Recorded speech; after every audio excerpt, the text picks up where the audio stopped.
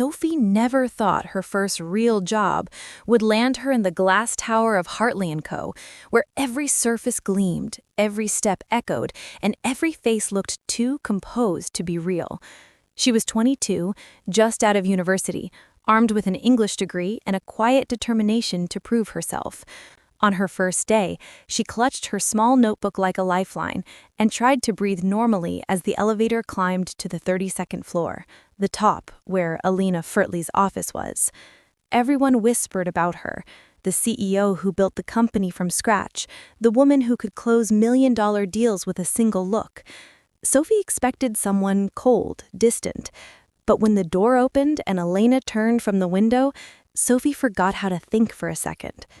Elena wasn't what she expected. Her power was subtle, the kind that didn't need to announce itself.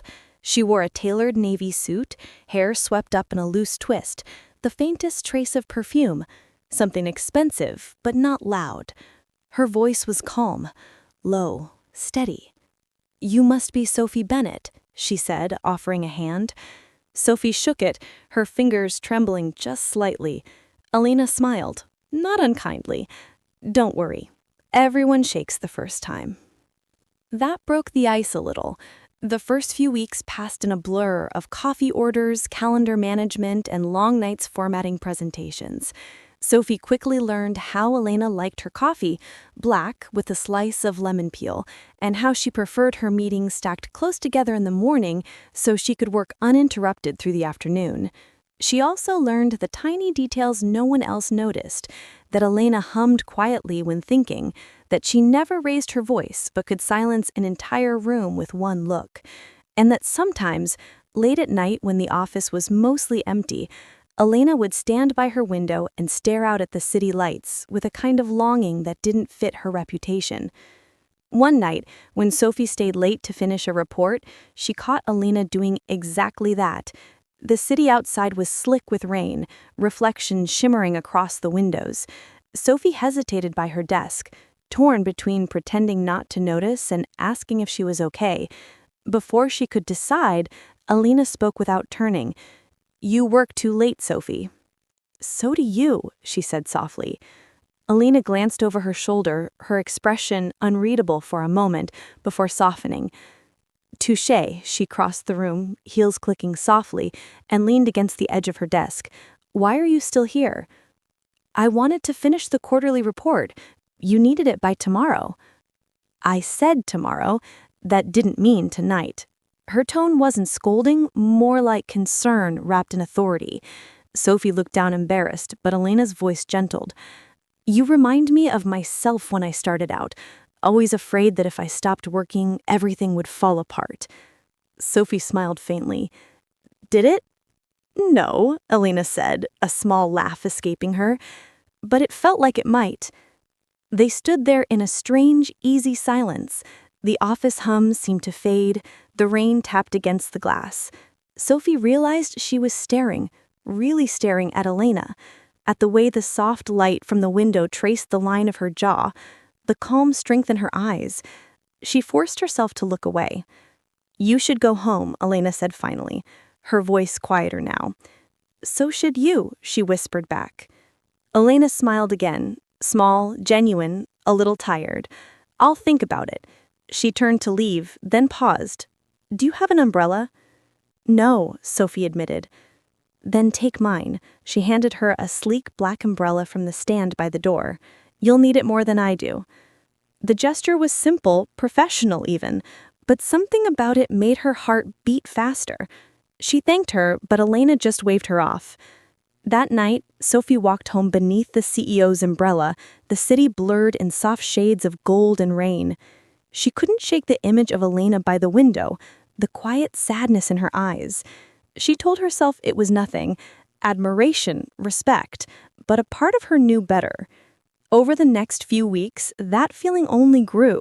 It was in the way that Elena would sometimes lean close to explain something on Sophie's screen, the warmth of her breath brushing Sophie's cheek.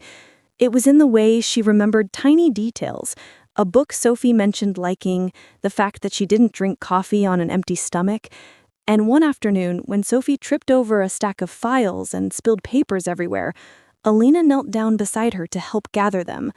Their hands touched. Neither of them moved for a moment. "I'm sorry," Sophie whispered. "It's all right," Elena said, her eyes lingering on Sophie's face for a heartbeat longer than they should have. Then she looked away, but the air between them had changed, thicker somehow, charged.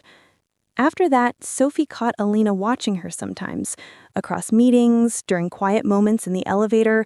It wasn't obvious, but it wasn't nothing either. One evening, Elena asked if she'd stay after hours to help prep a presentation.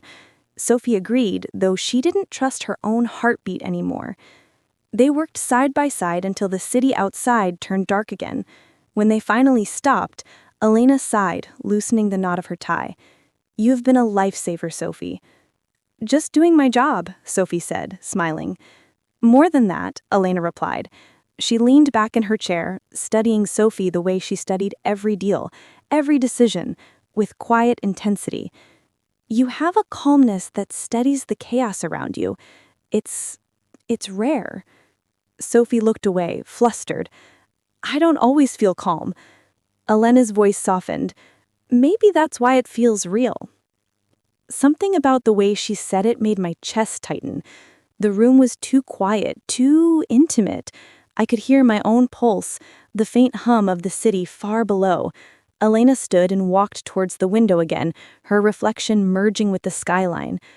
It's strange how someone can walk into your life and remind you what it's like to feel alive again. Sophie didn't know what to say. The words hung in the air, heavy and delicate at the same time. Elena turned back to her, a hint of vulnerability in her eyes now. For a second, she thought she might say more, but then she just smiled faintly and said, "Good night, Sophie." The next morning, Sophie tried to act normal, as if nothing about the night before lingered in her mind. But it did. Every time Elena's voice floated from across the office, calm and composed, Sophie's heart did something ridiculous. Every time Elena passed by her desk, the faint scent of jasmine and ink made Sophie's fingers tighten around her pen. She told herself to stop. This was her boss, her CEO. But reason meant little when emotion had already taken root. That day, Elena seemed quieter than usual. Her eyes carried that same soft distance, as though she was fighting a thought she didn't want to admit. She'd given Sophie more responsibility lately, handling direct client calls, sitting in on meetings. But it wasn't just professional trust. It was personal. Their silences had started to mean something. Later that week, they had to travel for a client pitch, just a short trip to the coast for a 2-day presentation. Sophie was nervous, of course, but Elena's calm presence steadied her as always. They arrived at the seaside hotel late in the evening. The conference room was already set up for the next morning, and Elena, in her usual composed way, said, "You did great today. Get some rest." Sophie nodded, clutching her folder. "You too, Miss Hartley." Elena smiled, the kind of smile that almost reached her eyes. "Elena," she corrected softly. "Just Elena. We're off the clock." That small shift, that single word felt like the floor giving way beneath Sophie. "Right," she murmured. "Elena." They both stood there in the quiet hallway, the hum of the ocean faint through the glass. Then Elena said, "There's a terrace on this floor. The view's beautiful at night. You should see it before bed." Sophie hesitated. "Would you want to go with me?" A pause. Then a nod. "I would." They walked together down the hallway, neither speaking.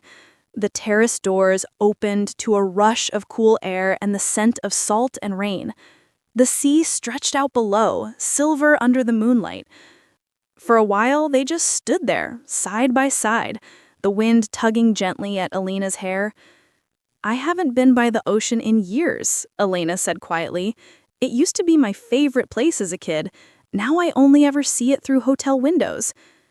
"You should come more often," Sophie said. "Not for work, for yourself." Elena laughed under her breath. "For myself? I'm not sure I remember how to do that." Sophie turned to her. "Maybe someone could remind you." Elena looked at her then, really looked at her. The air between them thickened, something wordless flickering in her gaze. For once, her composure cracked, just slightly, revealing warmth and hesitation all at once. "Sophie," she said softly. "Yes? This is dangerous." "I know." Neither of them moved away. The sound of the waves seemed to hush the world. Elena's hand brushed against Sophie's, just barely, but the contact sent a shiver through both of them. She didn't pull away. For a long moment, they just stood there, fingers barely touching, hearts racing too fast to hide. When Elena finally stepped back, her voice was steady again. Almost. "You should sleep. We have a long day tomorrow." Sophie nodded, breathless. "Good night, Elena." Elena turned toward her door, paused, then whispered without looking back, "Good night, Sophie." That night, Sophie couldn't sleep.